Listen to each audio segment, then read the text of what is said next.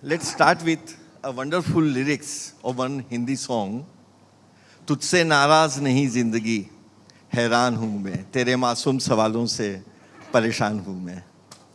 So, so the life is like this. As I said that, we think something else and we are forced to do something different. And let us honestly talk about it today over here. So I tell you about my experience with green building. Nowadays the green building environment and sustainability is a hot topic. Almost about 15 years back, while we were designing Technopolis, at that time IGBC was not introduced to India. At that time it was USGBC, which nobody was knowing.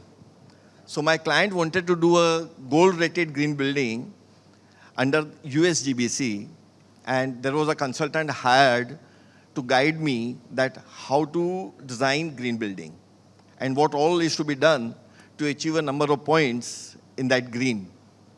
And I remember I had almost one day full session to understand that what these points are all about. And at the end of the day, I was wondering, is this the green we are talking about? The reason being, when I was in fourth year of architecture, we had one topic, energy conscious hotel design for the NASA competition. So we were about 4 students very enthusiastically participating and competing to give the best of the entry from our college side. I was one of them. And we went to the library and tried to find out that what all we can do to save the energy in a hotel building. And it was all about the mechanical applications. We had a wonderful guide, architect Shirgaonkar, and he rejected all the entries. He said that this is not the architect's think. You are thinking like a mechanical engineer. You are not thinking like an architect. The architect has to think what architect can do in a green building, in a energy conscious hotel. So he asked us one question that, which is the costliest energy in a hotel that you should preserve? So we knew only about one energy, that is electricity energy. And he said that is the human energy, because hotel is a service industry. It's a place where everything is served by human. So he said that let us first think that how you can save the human energy over here. So it's an altogether different perspective. So similarly, while we design green building nowadays, we are point focused. While the sustainability is not about gaining the points, it is designing a green by your own thoughts, which we architects are taught. And that is passive architecture. So I would like one of our panelists, most probably Mubashir. Mubashir is from Hafiz Contractors Office, and they do huge number of buildings, tall buildings. And I'm sure that, while going through this process, somewhere as an architect, they always think that we should be honest when it comes to sustainability. So what you do actually, and what are you supposed to do, and what you have to do, I'd like to understand that. Thank you, sir. First of all, I'm extremely privileged to be part of this elite group. There's so much experience on this on this dais, and I'm humbled to be part of this. So I think it's a very interesting conundrum that has been brought up in this panel discussion, which is the built versus reality. Or what we think and what gets conspired. So I would like to call that brief. So what is all the restrictions that comes with the with a project is what we call as a brief. And I think designing to the brief is the most challenging thing any architect can do. And I am from a school of thought that believes you design for the builder. Mr. Contractor has this very amusing slide in a presentation, which is basically of a sari vendor in a sari shop, and which is basically that guy draping his own sari and showing this, take this sari. So, and he says, I am like a sari vendor. Anybody who comes to my shop, I will drape any sari for you. I'll just make sure that he buys a sari and gets out. So I am from that same school of thought. So to ask me a question on sustainability would mean, see, I think the most valuable resource, of course, keeping the human coefficient aside, which of course is the most valuable. Working on projects like Dharavi, I know that better. So, but beyond that, it is land. This is a constant tug of war that all of us face with any developer, that do you go high and open up more land, or do you go low and build faster? Both are important. Conserving the land is important, and also time of construction is equally important. And by time and land, both are sustainable factors to the project. So this is one open-ended conundrum which all of us face. And I think to go sustainable is to try to find a midway, a tightrope walk between trying to go high, save land, create an atmosphere, like a colleague had presented in one of the first sessions, wherein they had 35% openness and green in one of the projects that they did. I think that is one chain of thought wherein you try to save land, you bring in green, and you design for the 7 to 9 slot of your life. Morning 7 to 9 when you're exercising, going for a walk, or the evening 7 to 9 when you would like to enjoy in a club. But the remaining 22 hours are inside a home.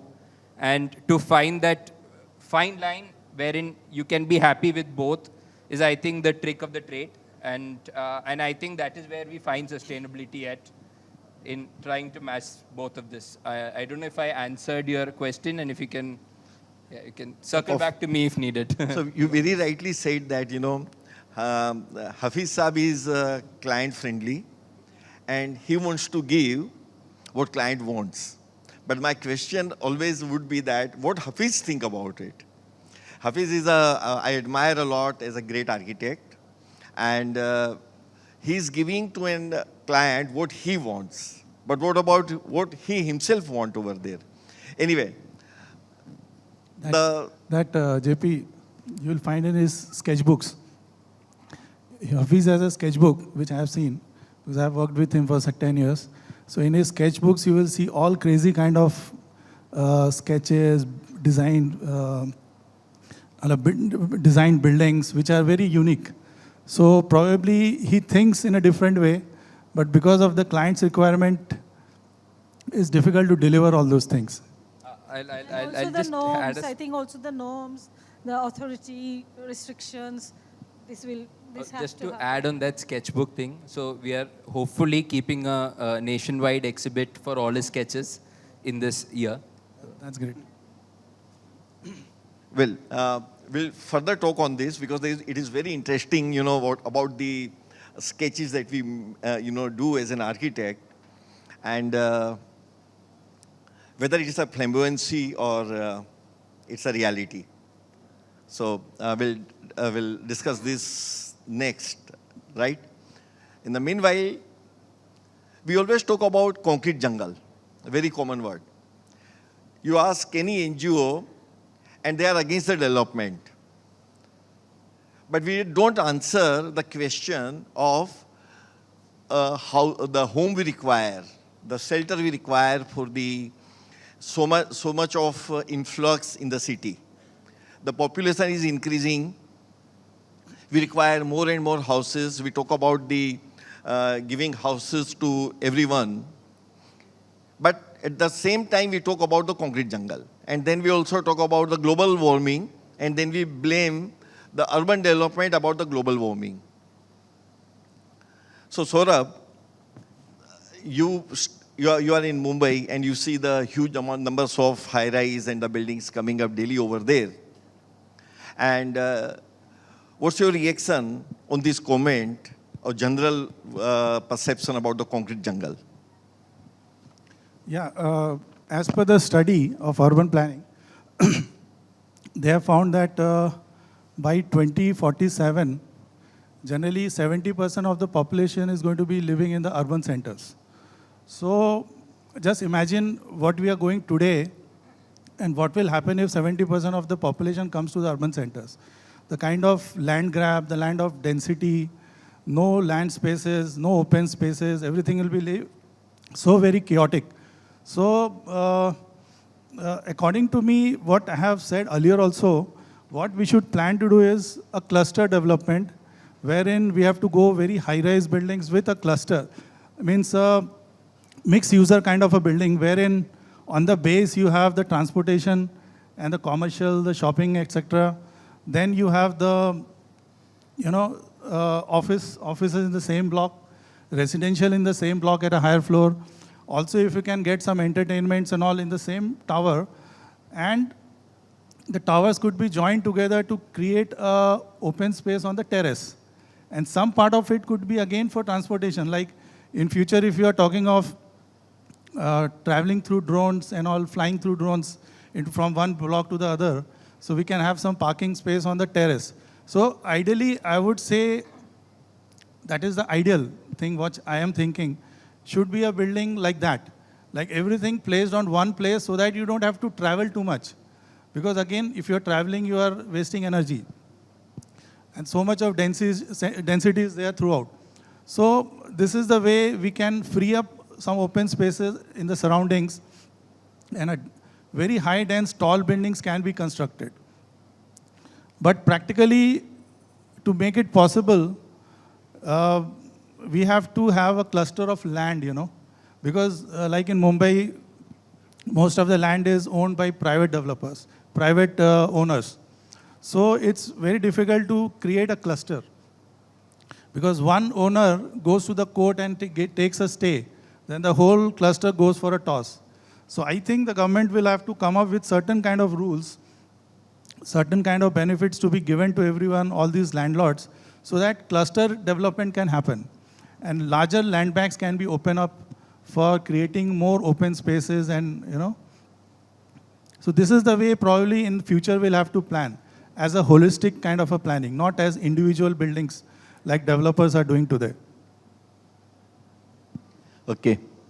So this is the way it should be planned, but somehow it is not exactly the way we are able to plan. Exactly. Right? So there are also the role of a building bylaws in this. And I think I liked Sukanya to talk on this particular topic, that how building bylaws are becoming a restriction or becoming a hurdle in designing the spaces the way you think. Yeah. The moderator, the panelists, all the fellow professionals, all in the audience, the IDAC team, a very good evening. So at the onset, let me affirm that, yes, there is a big disconnect, which is the topic, disconnect between our thinking and the practice. See, it is mostly common in all professions, right? But more so in architectural practice. Why? Because we don't sell any product, right?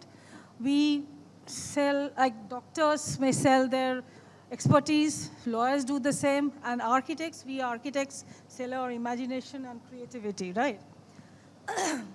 So we are trained to do that, trained to imagine, think, and create buildings, structures, and houses, and spaces, townships, neighborhoods.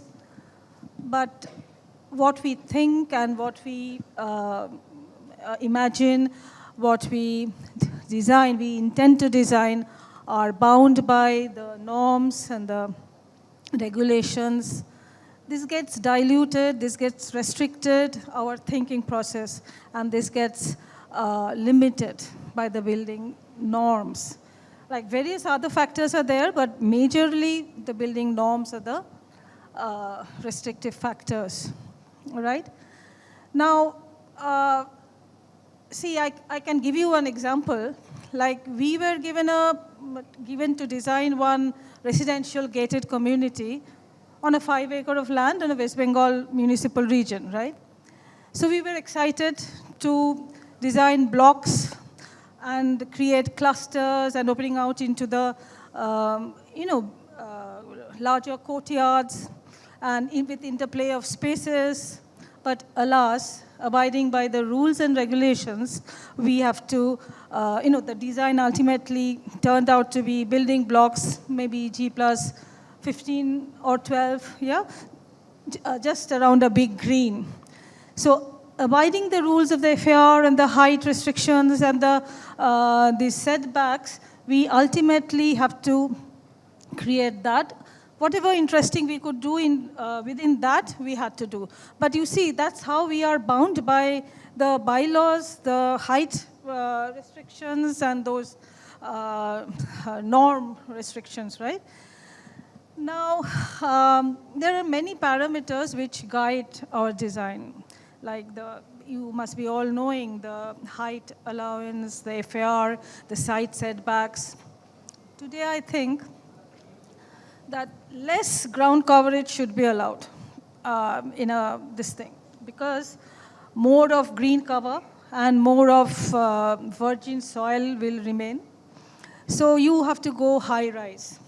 That means that is the solution. But then again, parking is an issue. If we have, like as per the requirement, if you have to solve the parking, then you can't have the extended basement, because ultimately the purpose is lost to create the virgin soil.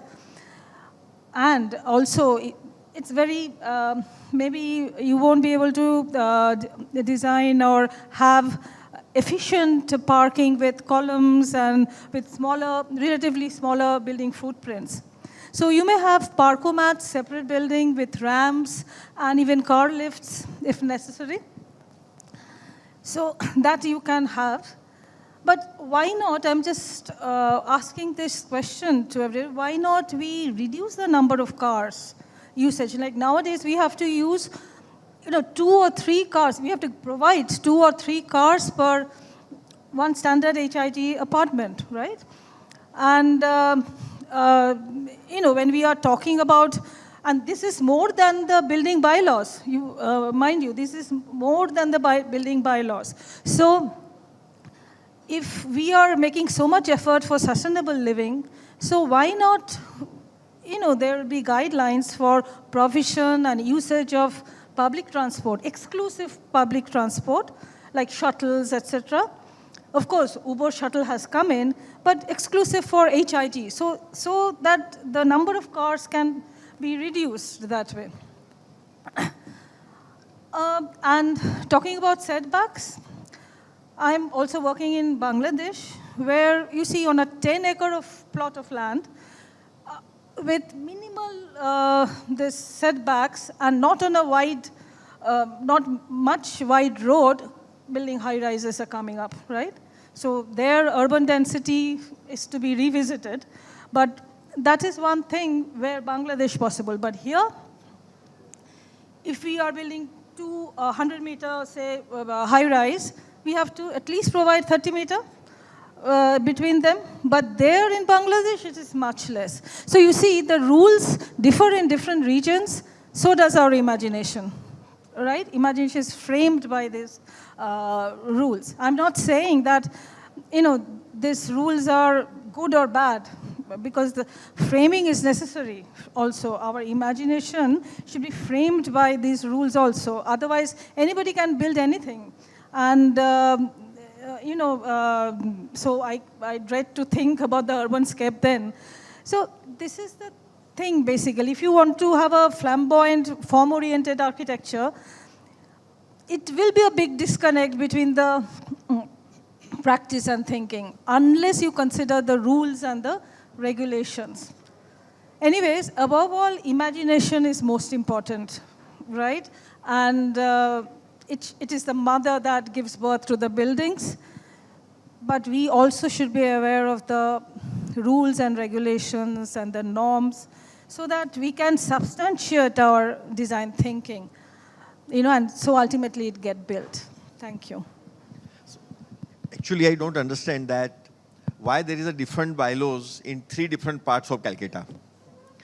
And Absolutely. why there are the different bylaws, for example, for a height restriction or what height is permitted, why it is different from Mumbai to Calcutta. In urban scenario, the both can be same. So there's a huge contradiction and there is no single forum, which can guide the bylaws makers in a direction, which is conducive to the good architectural practice. That is for sure. Yeah. Srikant, you are from Lodha Group, and you are one of the leading developers of Mumbai. I've been Lodha Bellagio in Worli, your big project over there. You are dealing with so many architects. And every time you deal with the architects, you must be finding some difficulty in convincing what you want. And you might be having some kind of a fight also with the architect when they force their own ideas. I understand that money matters. Because, if something is not commercially viable, then one cannot actually implement it in reality. So the commercial viability is 100%, no doubt, cannot be compromised.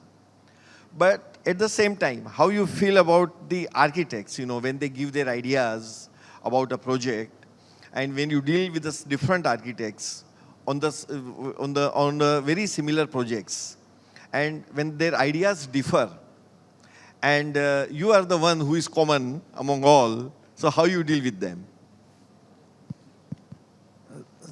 So, first, good evening to all, and good evening to all panelists. First of all, architecture is about thinking, and I always believe you have to be kind of rebellion, to prove your thinking. And when it comes to art or creating a sculpture, at that time you can do that.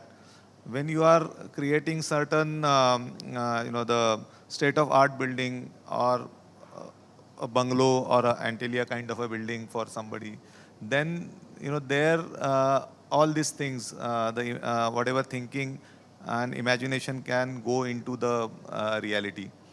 But when it comes to the commercial thing and it's for the mass people, at that time, again, then the money matters.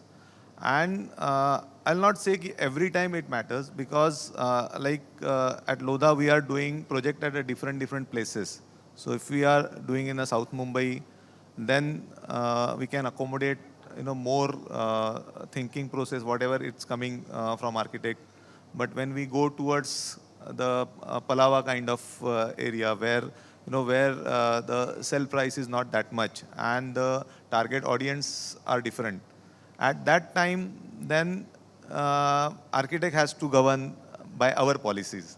So it's a different scenario in a different situation. So it's not that every time developer goes for only money, because it is always a brand, and brand comes up with standout structure, with some different thinking, whatever we have to also give to the structure. Then only it will stand out. The good, the quality is one of that. And all these things matters when you are creating something, structure to be seen by the people, known by the people. But when it goes for a mass housing, or it goes for a different area where you are not able to sell, or the audiences are different, at that time we have to deal with. So at Lodha, what we have done, we have done a proper guidelines and policies for different scenarios. Like when you are doing a CASA product, you are doing an affordable housing product, you are doing a ASP product, or you are doing a premium product. So those guidelines are always first given to the architects. Okay, these are our guidelines, and within that, if you are able to, it will be better. But still, always with the different architects, different the solutions will come, and finally we have to fit in those in the budget. So that is the reality of life. But having said that, now developers have started thinking about the sustainability, the global warming, what is going to happen. So there, definitely everybody has started, thinking about the active design, passive design, what kind of material to be used, how the, recycling will happen, how to use materials which are available in that area. At our Palava city, where we have 4,500 acre and 1,000 acre is already constructed, we don't utilize any of tanker water or other water for construction. So we use the quarries there itself. We use the stone crush from the quarries there. So all these things, it's not that the developer is only thinking about the money, but yes, everybody has started, and especially Lodha, we have started thinking about sustainability. We are working with RMI International from USA on this. So it is not always about that the thinking and reality is different. Yes, it becomes like that as a forced circulation. It's not that always developer is only about the money. It's not that. Because I'm also in the profession for last 32 years, and with Lodha I'm last 10 years.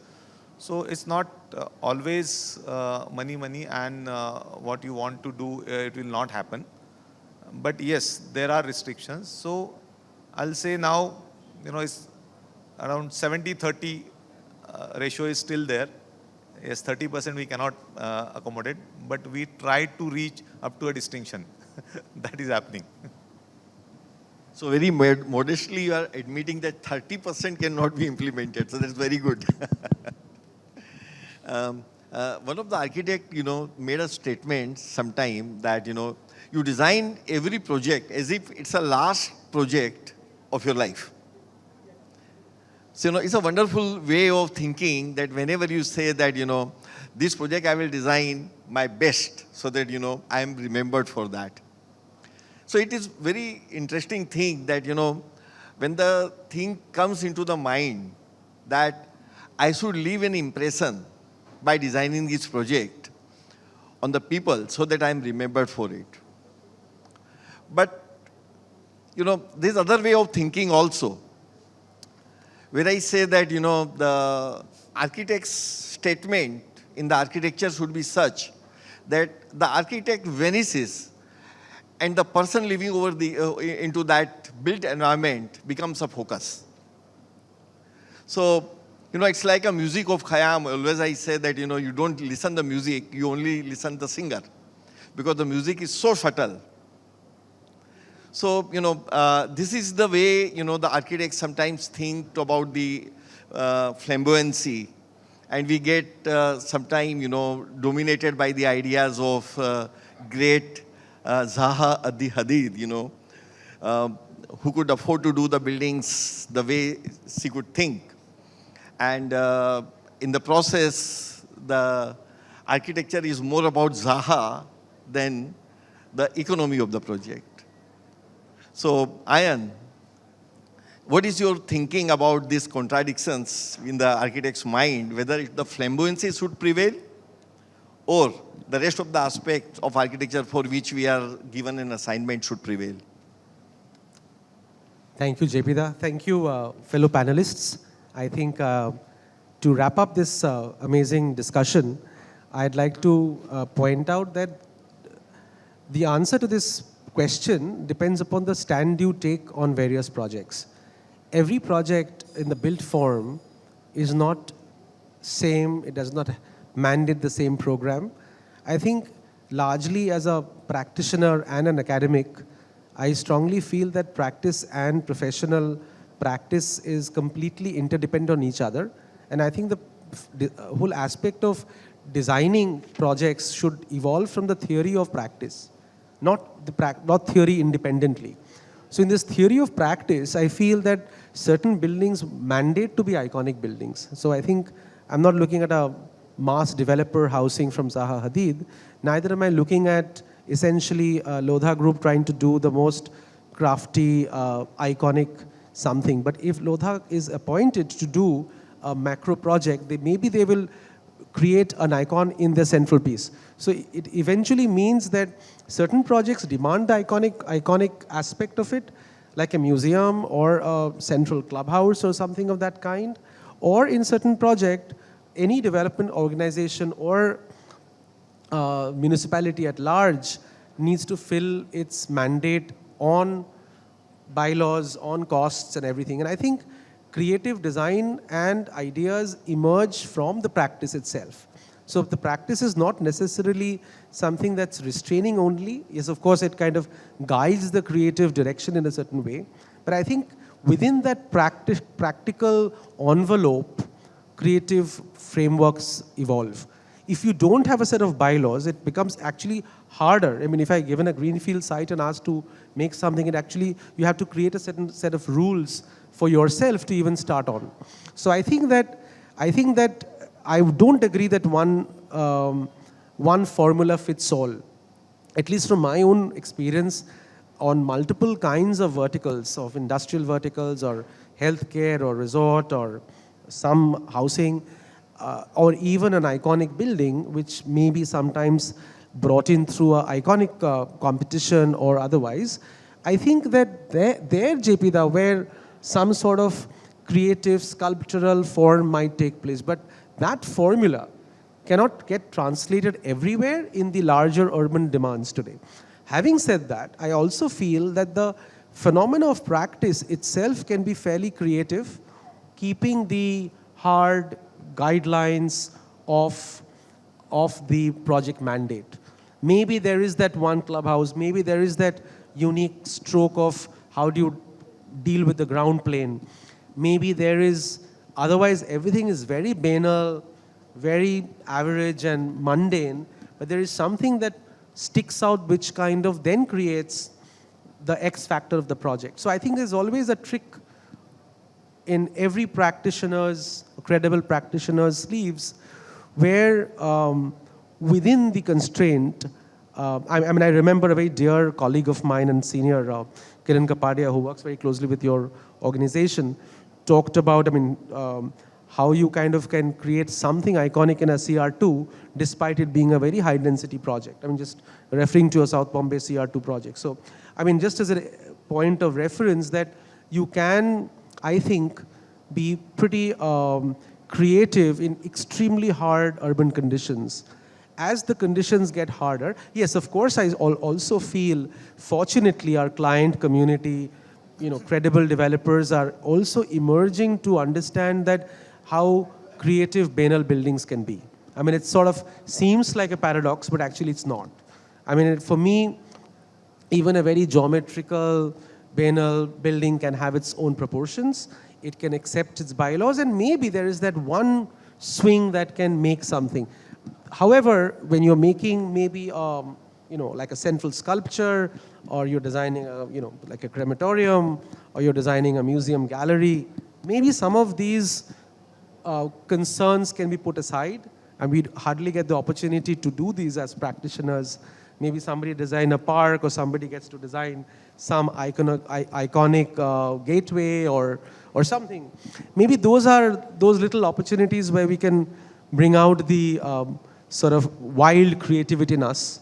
And maybe sometimes we also enjoy doing a bit of those happy interior projects where we can swing a little curve here and there to get our aspirations as a practitioner, which we may not be able to fulfill in the urban realm, but maybe while designing that little bar, that's why sort of an urban design practice, we call that interior design has a little bit of an urban flavor. Actually, what we're trying to do is we have been pretty unsuccessful in success, sort of translating our visions about the city.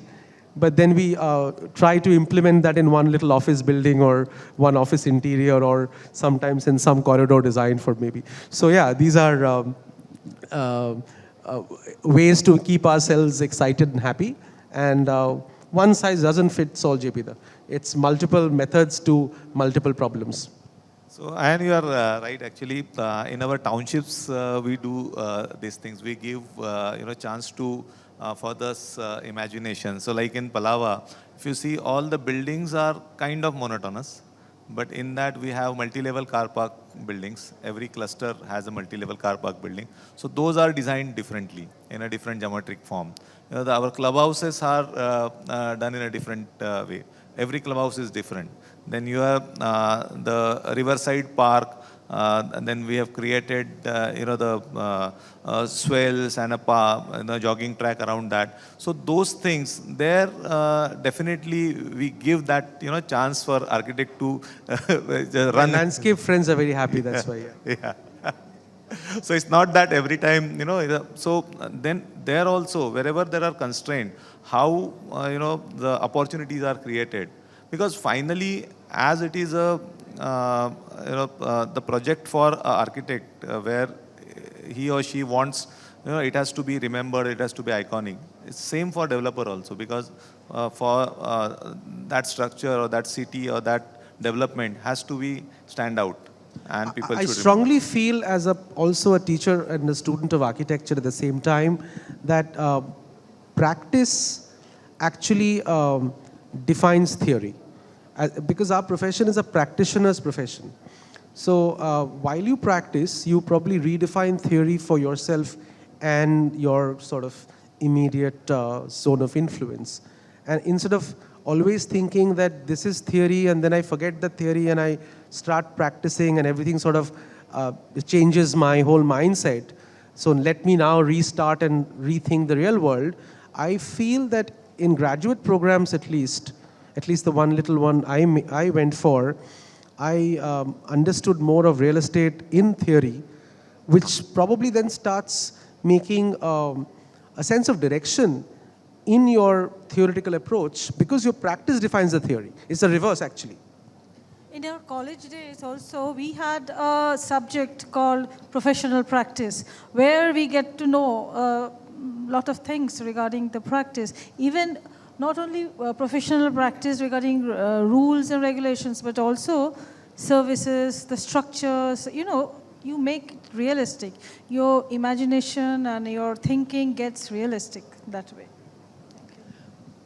So, as you said that sometimes the budget governs the, what kind of a flamboyancy an architect will be allowed to do in the project. But my question against that, just to end this particular topic over here, that we talk about the oil, कि एक दिन oil खत्म हो जाएगा. So let us save the oil. So let us go for the electricity. How much steel is left? एक दिन तो steel भी खत्म हो जाएगा. How much you are able to recycle? So there are hundreds of resources. We should stop mining. So there's a restriction on the wood. There's a restriction on the taking out the marble by mining. So all the building materials, which we are using are coming from the Mother Earth. Every material is coming from a Mother Earth, right?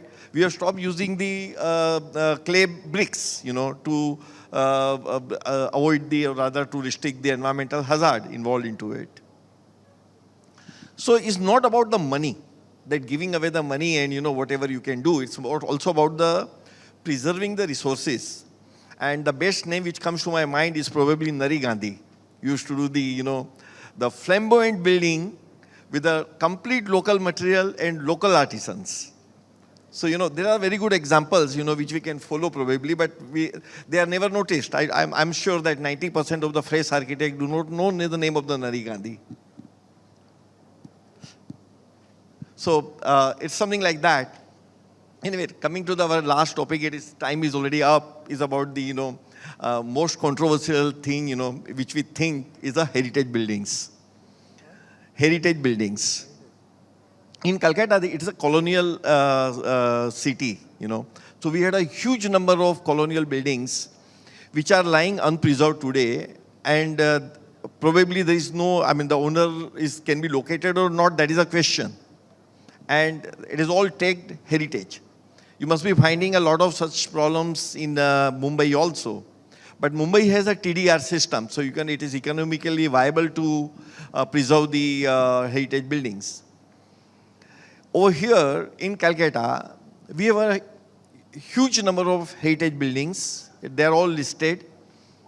We talk about not breaking down these buildings because, it is related with our culture and our sentiments. But we do not give a commercial solution to that. So can we have a very small comment on the heritage building from each of the panelists, starting from Sukanya? See, I feel the heritage buildings should be preserved, which can be preserved, actually. Those are in condition to be preserved. I think those to be preserved because it gives a character to the city. We should preserve our history and things like that. But it has to be, like JP said, it has to be commercially viable. Like many heritage properties are being reused as hotels and as, commercial like restaurants and many other things. Like it's a commercial property. Office buildings on Strand Road, like a lot of office buildings are coming up. Many uses are being thought of. So this way, I think the heritage properties can be preserved. I think that those which can be preserved should be preserved to have a character of the city, at least. That's it. Yeah, definitely, because whatever you get from history, it is our legacy and it has to be preserved. At the same time, when we say it is about commercial and all, so there, like in Mumbai, what we get TDR or some other incentives has to be given. If you preserve those buildings, then you can get more, some commercial benefit also. So there are both the things are, because here it has to be, the government role also come because it has to be then compelled, because many times it is required by the people, but the owner or the concerned person may not, require that. So it is about the total sentiment of the society and all. So some compulsion, but whenever the compulsion will come, you have to ease it out with some commercial solution also. So I think these are the only way. And then technically how to do that. For that, research has to be done. How to restore those buildings, in a proper way. Because whatever material was used in the past, it is actually a better quality material. So how to retain that and how to increase that life. I think on that also work has to be done. I think not that much work has been done. We just say just let us restore it. But as per me, the material used in that buildings are the best quality and the old material is there, and we have to preserve that. And on that research should happen, and some intense incentive has to be given. Then only the win-win situation will come, and this solution will come. Saurav, you think that the government should take a liberal approach towards the development of the heritage properties? Actually, I also feel that everything that comes into this world has a life. Beyond that, we cannot stretch anything. So we have to study whether the life of that particular structure, what is the life of that particular structure? If we can conserve or preserve it, fine. Otherwise, part of it which can be preserved as a museum or as a focal point of that particular location should be preserved, and rest could be used for redevelopment. Okay, to answer this question, I'm not going to talk about the 20% of the heritage building that we are talking about preserving. So that 20% has to be preserved and of course refurbished if it may be. But I gently request everybody to think of the other 80%. So the most outdated thing that anybody of us have to deal with is a land use map. A land use map can only visualize things two-dimensionally. So the minute we start visualizing things three-dimensionally, so what about the airspace above a heritage building? Why even if you have to preserve what is below and use the use the land space above. Instead of earmarking the whole property as heritage, what if we look at making the airspace available for commercial utilization? That is what government or anybody should be open to think about. While we respect what we've inherited, why not look towards the future? And 20 years ago, there is one building which I'd like my fellow audience to kindly Google. It is called the Buckley Court. It was made 20 years ago in Mumbai. If that vision could have been done 20 years ago in Mumbai, why not the rest of India look towards making the airspace more viable? Just to close on that thought, I think as far as heritage properties are concerned, fully new approach should be taken, which are all about commercial viability. I think there is very little doubt that nobody wants to preserve heritage. I think the challenge that happens is that heritage buildings have a certain kind of cost that is incurred in terms of restoring them, and a certain kind of challenge in terms of whether it's parking or reuse, etc. So I think you need to make heritage preservation or conservation or transformation very business friendly, commercially viable. So the power of finance and financing tools can only translate conservation approaches, because nobody in the right mind would try to break down a good looking heritage building. But I think fortunately in our city in Kolkata, there has been a sort of ground up trend of looking at even deco buildings as a heritage layer, and people are happy in terms of, and there is a certain way in which we have not really, we are embracing that layer of colonial character. For a long time, modernism essentially had a very strong negative approach towards it. I mean, I don't want to make a value judgment on that, but I just feel that part of conservation approach should be looking at a whole new set of incentives, bylaws, SOPs. That's the only way one can make that mandated. Great. I think our time is up. So, this topic also is to close now. I hope you all have enjoyed the discussion. And thank you very much for a very patient hearing. First of all, let me thank you, all of you, for giving such a good session. Without wasting your time, I must wanted to mention it. After working for 35 long years into the profession and into the statutory body, I retired last year. And I found whatever is talked about is very ethical. I like the biggest thought was given by the person from Mr. Hafiz Contractor, whom with I also worked a little bit. He knows me in person. And he said, while doing one project, that वो साड़ी का जो आपने किस्सा बताया था ना, that has been told way back in 1988 when I was passed and joined in one company at about 1,000 rupees a. बोले तुमको जितना होगा साड़ी आपको दिखाना ही पड़ेगा. You have to convince the client. I actually objected to my boss at that point of time. I won't name my boss. It way back in 1986, 87. Anyway, the third thing, I just wanted to get one thing. Sukarna madam, she is also my almost classmate. Yes, classmate, but different institution. First of all, there is always a law of land should be there.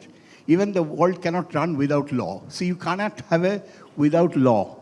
And there are certain interpretation in the law is wrongly written. It is not 30 meter. You have to keep open between two buildings. It's not so. If you connect it, you can be 7 meter.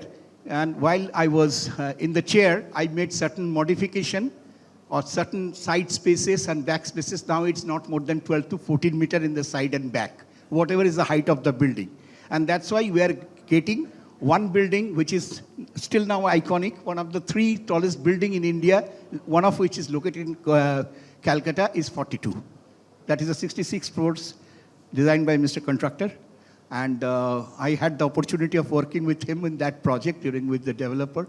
As far as the EA is concerned, heritage is concerned, I must say we have worked out one thing. No, I forgot one more thing I just wanted to point out. See, JP is also my friend actually. So we work together in various things, we talk together, we fought together, but it's a nice thing that he has pointed out why there are different bylaws in Kolkata. First of all, there are 2 characters of Kolkata. What is chance growth city, that is organic city, the central part of Calcutta, Bhawanipur to Shambhajar. Then you have the outer fringe. Then you have the newly developed place, which are planned city, one Salt Lake and now New Town. all these spaces have the different structure for which it was been created. You won't find a regular line in proper Calcutta city. As I was the Director General in the proper Kolkata, but I have the privilege of working with the additional area. So these different bylaws was created to cater the various needs at different point of time according to the chance growth given by the city. That's why the different part of it is required. And we cannot have a common bylaws like Mumbai and everything, because what is happening in Mumbai soil condition, Calcutta soil condition is very different. Bangalore, nobody thinks about going for a basement. It's so hard. In Mumbai also, you go for an elevated parking, multi-level parking. So India is such a vast country with so many, as he rightly pointed out, USGBC, that Green Building Council who is doing Technopolis, IGBC was not there. And then what they have developed, they told whole India has the same climate, starting from Kashmir to Rajasthan, which is absurd. Now we'll have to understand in Calcutta also it is that feasible. So far as Mr. Saurabh's word, I would take one thing. Cluster development is feasible, but in our mind, in our locality, Singapore can take off the car parking. They can't walk. We don't have the public transportation. And in our country, every person wants to show off. I've got 2 cars, I've got 3 cars, and if possible, I'll take the car into my bedroom to show that I have a car. So that's why using the public transportation and this making everything into the whole thing, I think it's a little bit difficult over here, what I said. And Saurabh said that cluster development in one capsule, that has miserably failed in Burj Khalifa. They are not selling. Now they are selling it off. So far my knowledge goes. I don't know cluster is how much feasible for the people like Indian, and that is actually we are losing a little bit of a thing. Thank you so much for giving me this much of time. And JP, conservation, and I said there are guidelines, but unfortunately the basic problem we have not pointed out is the Premises Tenancy Act. The Tagore Castle, one of the premier part in North Calcutta, I live in a 150-year-old house still now, which is infested by various shops. They are as a tenant. Long fought battle in the court of laws are going on. They cannot be renovated. If people are losing its patience, the owners are flying off, as currently pointed out. Now they are falling into the time with the time. Thank you so much. I'm sorry I've taken a little bit of time of yours. Okay, this cluster development that you're talking about, recently Mumbai has come up with a law where if you go for a cluster redevelopment, you get more incentive FSIs. Yeah, So you get a lot of FSI. So a lot of this cluster development are happening now. Yeah. If those kind of laws are created where the developers get a lot of benefits, so these can be made into a reality, which is going to be the thing of the future. Maybe for the major metropolis, but the second tier towns are still not having that sort of thing. They wanted to go out for a restaurant, not within this building. If you have a good restaurant at the ground floor of your building, you won't go there. You say, I'll go to somewhere else. That would be less percentage of people. More percent could be not traveling so much in future. Traveling is a pleasure. No?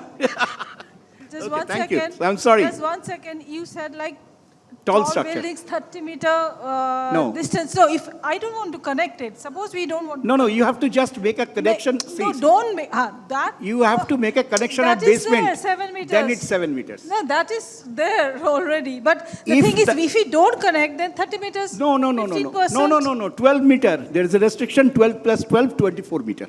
No. 24 meter. Nowadays, 14 Two- meters or whatever it is less. Anyway, Okay, that's fine. anyway, 28 meters, if you go for a big structure, No, I there was must be coming- 28-meter gap in between the two. I was coming Hello. to the point. Hello. It is different in Bangladesh. It's so less. I just have one question, final question. I have JP sir, Ayan sir, Mubashir, Saurabh sir. I also have Lodha and ma'am is also here. So we have a client also. When we travel abroad and we see a lot of development and we keep on questioning why not in India, why not in India. I have a very interesting question. When it comes to our own homes, the client travels outside, learns, get the best of products and comes over here and implements it inside the house.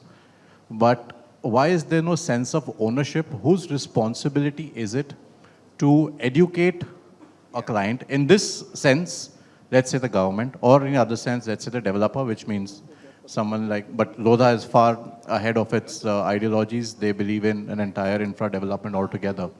Whose responsibility is it to educate the government that what is right, what is wrong, because I don't want to comment on there's no sense of ownership. When it comes to restoration of buildings, our heritage is beautiful, but there is no sense of ownership to take care of that particular structure.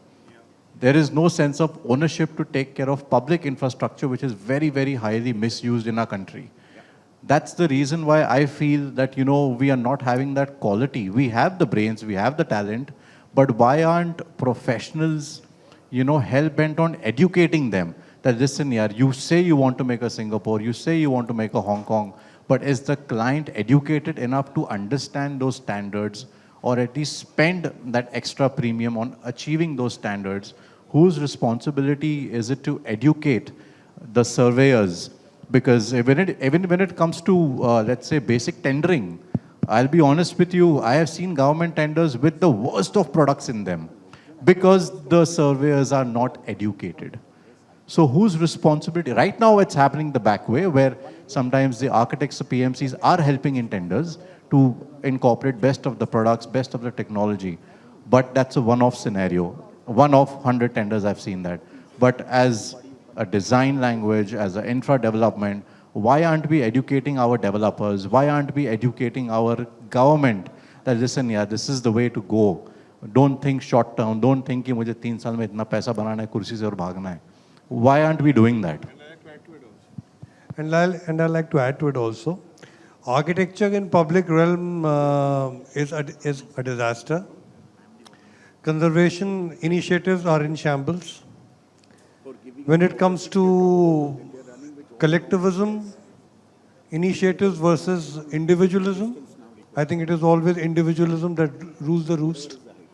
To what extent do you think architects can influence a public policy?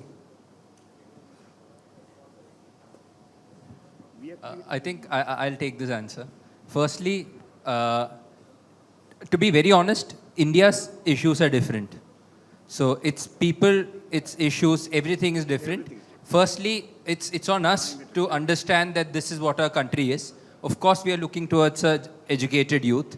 But have you ever thought, we build all these roads, we invest so much on infrastructure. Have you ever thought, why is there no one bridge with a separate lane or a separate segregation for two-wheelers? So it is something, because we've always looked towards the west for ideas. So it is about time that we make our own guidelines. So why not a bridge with that access this thing? I will, about this garbage chute. In India, the world is seeing pneumatic garbage chutes. But in India, I have an instance which I know of in which a person was having BD and threw it inside a garbage chute. The entire garbage chute caught fire in this thing. So the intent is not to try to educate that person who smoked the BD. The intent is to design and create something that can tomorrow sustain that BD being thrown in. So we proudly say we make in India. Let's now look towards a future that says make for India. It's rightly pointed out. Well said. But the cycle tracks are failing. Nobody wants a cycle. Thank you. Thank you.